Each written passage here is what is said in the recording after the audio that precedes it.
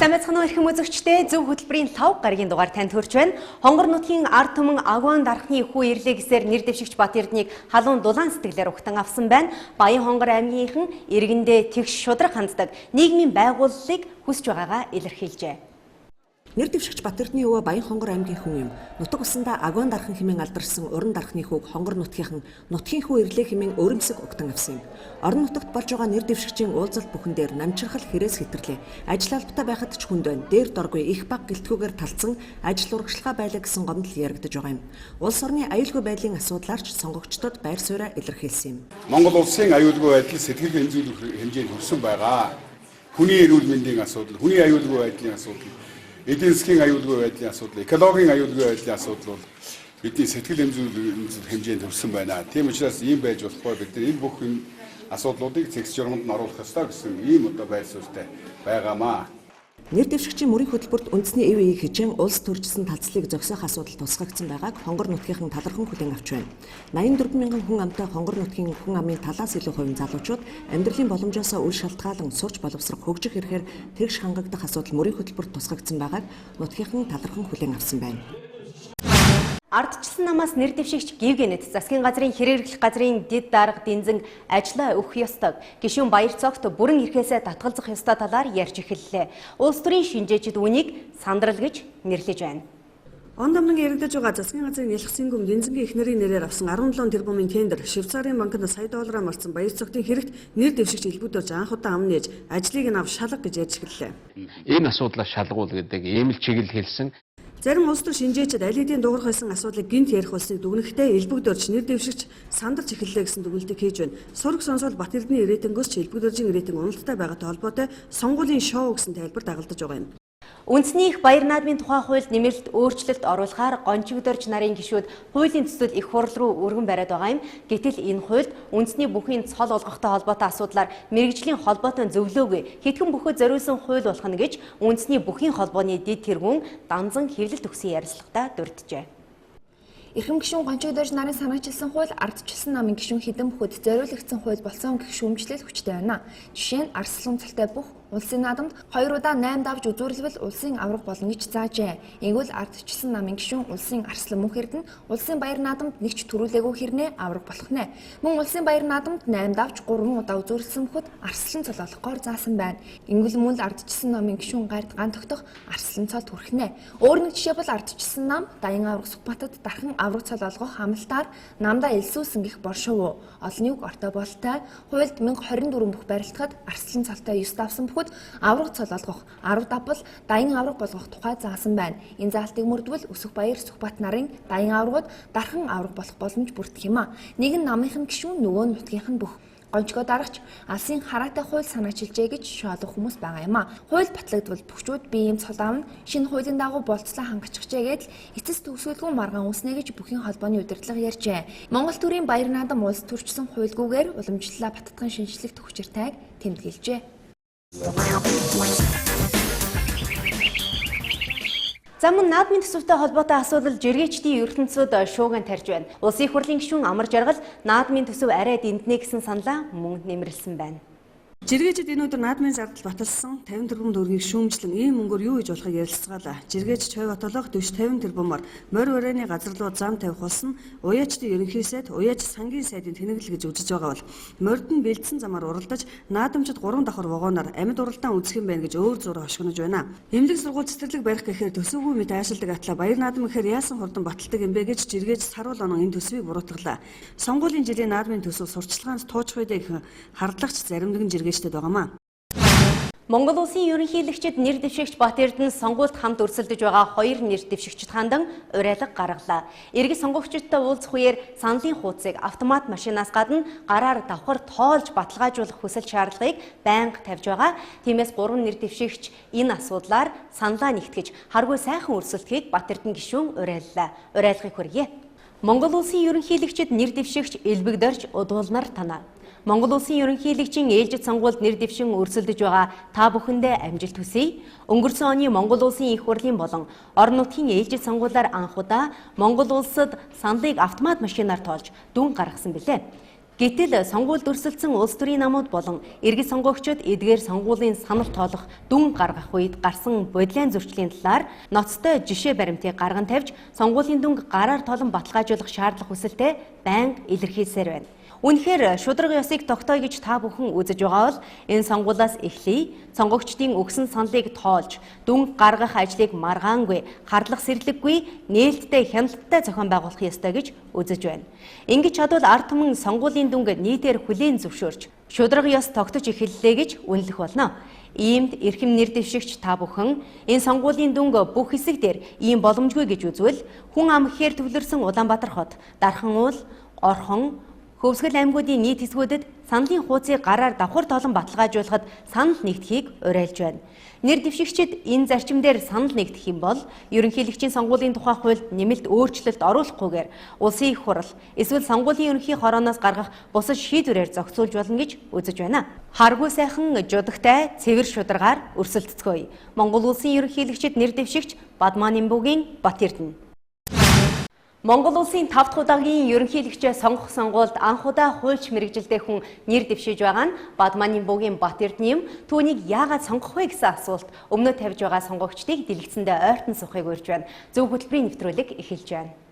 Их хөгжлийн хөдөлгүүр болсон 175 мянган гаруй залуус хүчирхэг Монголыг бүтээхээр эрдмийн далайд шамдан суралцж байна. Зорилготой ирээдүй чанартай боловсролын тогтолцоог дэмжиж, оюутнуудаа орлоготой байх хөтөлбөрийг үргэлжлүүлнэ. Эвийг эрхэмлэн, зүйг дэмжин.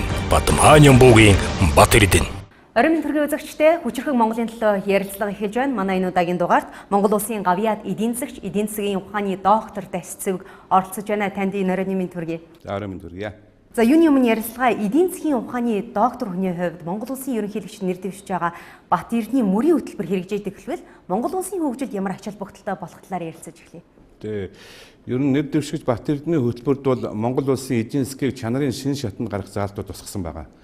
Бусад нэр дэвшигчийн хөтөлбөр харагдахгүй байна л да. Жишээлх юм бол Монгол улсыг одоо хөгжлийг урт хугацааны бодлогыг боловсруулж хэрэгжүүлэх асуудлыг бол өөрийнхөө данхаар давна гэсэн байгаа. За хоёрдугаарт бол Монгол орны өнөөгийн одоо түүхийн эдийн засгийг үр ашигын эдийн засаг, мэдлэг тулгуурласан эдийн засагтай хослуулж хөгжүүлнэ гэсэн заасан байна. Өөрөөр хэлбэл бол түүхийн эдээсээ бид мэдлэг тулгуурласан эдийн засаг буюу инновацлог эдийн засаг руу шилжих энэ арга замуудыг бол тодорхой тусгасан байгаа. За мөн одоо түүхийн эдээ одоо бүрэн боловсруулах асуудлуудыг тусгасан байгаа. Ер нь бол Монгол улсын экспортыг хөгжүүлэх асуудлыг тусгасан байгаа. За эдгээр нь нийлээд бол ер нь монголчуудын нийгмийн асуудлыг шийдэх, дундаж хинээлэг ангийг бий болгох, дундаж ангийн одоо үүсэх нөхцлүүдийг хангах асуудлыг бол шийдэж байна л да. Өөрөөр хэлбэл бол бид нар мэдлэг зөөлсөн эдийн засаг шилжсэний дараа бол монголчуудын цалин бол дунджаар нэг 3000 орчим долларт хүрэх болов гэж бодож байгаа юм. Одоо монголчууд бол түүхийн эдийн засагтай байгаа. Монголын одоо экспортын 90-95% нь бол зөвхөн байгалийн баялагын экспорт байна шүү дээ. А үүнийг өөрчлөх талаар бол маш дорвитой заалтуудыг бол ерөнхийлөгчийн нэр дэвшиж байгаа Бат Эрдэнэ хөтөлбөрт тусгагдсан байна гэж бид үзэж байна л да. Монголчууд бидний хувьд хамгийн их ашиг орлого хүлээж байгаа том гэрээ бол оюу толгой гэрээ байгаа. Гэтэл энэ гэрээ одоо мохордолд орчоод байна. Та энэ дээр ямар тайлбар хэлэх вэ? Тий, ер нь оюутлогын гэрээнээс монголчуудын хүртэх ашиг улмал буураад байна. Одоо энэ далд дуурхайн зардал 7-8 тэрбум долларыг гинт одоо хөрөнгө оруулалт болгоод зээл болгоод гаргаж ирнэ гэдэг асуулт гарч ирж байна шүү дээ. Гэрээнд тусгадаагүй. Хэрвээ ингэх юм бол монголчууд бол оюутлогоос ногдол ашиг хүртэхгүй 30-40 жил болоод ингээ уурхай хаагдах аюул байна. Тийм учраас энэ оюутлогын гэрээг маш яаралтай өөрчлөхгүй бол монголчууд энэ оюутлогоос хүртэх өгөөж дэндүү бага байна. Ер нь оюутлогоо дээр бол нэг 40-50 сая тонн зэс байгаа, 1000-аас 1500 тонн алт байгаа гэдэг байгаа шүү дээ. Энэ бол өнөөдрийн үнээр хэмжих юм бол нэг 400 тэрбум долларын баялаг байна. Монгол улсын дотоодын нийт бүтээгдэхүүн 9 тэрбум 10 тэрбум үзэх юм бол Монгол улсын дотоодын нийт бүтээгдэхүүнээс 40 дахин тийм их баялаг нь оюутлогод байна шүү дээ. Гэтэл энэ оюутлогын гэрээ бол монголчууд ашиггүй, өгөөжгүй, тэнцвэргүй гэрээ болсон. Энэ гэрээний төлөө бол одоо нэр дэвшиж байгаа одоо улсын их хурлын гишүүн Бат Эрдэнэ бол анханаас нь эхлээд тэмцсэн, өнөө хүртэл тэмцэж байгаа. Хамгийн сүүлийн жишээ гэхэд бол улсын их хурл дээр бол ууд уурхайн төр хороо байгуулах гэж тэмцэж байгаа. Тэгээ арай хийж нэг зөвшөөрсөн бүтцийг баталж өгөхгүй, удирдагчийг баталж өгөхгүй ингээ хүнд байдалд орчод байна шүү дээ. Нөгөө оюутлогын гэрээг засна гэж сайхан амлаж ирсэн нөхдүүд өнөөдөр дугуй болчлоо. Одоо эцсийн найдлага бол Бат Эрдэнэ гишүүн. Хэрвээ Бат Эрдэнэ гишүүнийг бид сонгож чадах юм бол оюутлахын гэрээ наажлаад монголчуудад өгөөжтэй болоод ашиг орлого нь бол хүртэж байгаа хувь хэмжээнд бол нэмэгдэх боломж байна. Ягаад гэвэл улсын их хурлын 40-57 дугаар тогтоол улсын их хурлын ажлын хэсгийн заалтуудыг энэ гэрээнд тусгадаагүй юм. За жишээлх юм бол гинтийн ашигын татварыг бид чөлөөлсөн. Тухайн үедээ улсын их хурлаар бол 19 тэрбум долларын одоо чөлөөлж өгнө гэж ярьж ирсэн. За өнөөдрийн үнээр бол бид бол 38 тэрбум долларын одоо татвараа бид чөлөөлж штэ. Гэтэл оронд нь бид 1.7 тэрбум долларыг Rio Tinto компаниас 9-өөс 12% хөөтөөр зээлээд нийтдээ 4 тэрбум долларын одоо зард гаргаж штэ. Тэгвэл 38-ыг чөлөөлчөөд 4-ийг одоо гуйж авна гэдэг бол үнэхээр тэнцвэргүй ашиггүй гэрээ болсон харагдаж штэ. Улсын их хурлын ажлын хэсгийн тогтоолд байгаа штэ. Оюу толгойн одоо 25% үнгүй аваа. Оюу толгойн 34% үнгүй аваа. Энэ үнгүй авах үндэслэл нь бол бид татвараа хөнгөлж байгаа учраас үнгүй авах боломж байна гэдэг байгаа штэ. Бат Эрдэнэ гишүүн одоо их хурлын гишүүний хувьд тэмцээд байгаа боловч хүчин дутаад байна. Ерөнхийлөгч болчих юм бол үндэсний аюулгүй байдлын зөвлөлийн дарга болчих юм бол шал өөр төвшнгөр энэ гэрээ хэлцэх болно. Тийм учраас бол оюу толгойн одоо оюутлахын гэрээг монголчууд ашигтай болгох, оюутлахын ашигыг монголчууд өгөөжтэй болгох энэ үйл явцыг хэрэгжүүлж чадах цорын ганц найдвар, сүүлчийн найдвар бол Бат Эрдэнэ гишүүн юм а гэж би үзэж байгаа. Тэгвэл Монголын ард түмэн байгалийн баялгаа өөрсдөөс нь асуугаа зөв зарцуулахыг одоо хүсэж байгаа шүү дээ. Бид яагаад энэ гарцыг хайж болохгүй юм бэ? Ер нь ерөнхийлөгч элбэг дөржвол сонгуулийн амлалтандаа бол байгалийн баялгаа ард түмнээс асууж байж тэгжээж одоо шийднэ гэж хэлсэн. Энэ амлалтандаа хүрсэнгүй.